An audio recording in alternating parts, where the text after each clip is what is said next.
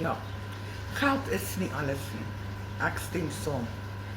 Maar in Suid-Afrika vandag is geld soms veilig. Om in 'n staatshospitaal te gaan lê, want jy kan nie medies bekostig nie.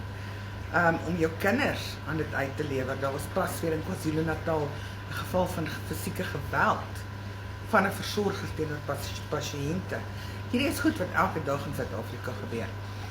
Ja, geld is nie alles nie, maar as jy bekommerd is daaroor om jou kind se skoolfooi te betaal, as jy 'n goeie werk het en hard werk en jy kan hardly die basics dek.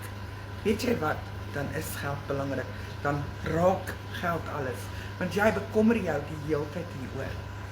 Julle, Marnel hier en ja, ek het 'n broertjie dood aan mense wat sê, ag, geld is nie belangrik nie. Want weet jy wat, né? In vandag se tyd is geld belangrik. In vandag se tyd is dit nodig om geld savvy te wees. Die meeste van ons moet maar werk wat ons wil hê. En julle, dit het my genoop om te begin navorsing doen. En ek het op hierdie program afgekom waar ek in dollars verdien en waar ek van die huis sal werk. So kontak my, julle, tik vir my selfoon en ek gaan vir jou meer inligting stuur. Okay, ek kan nie wag om hierdie journey saam met jou te doen nie.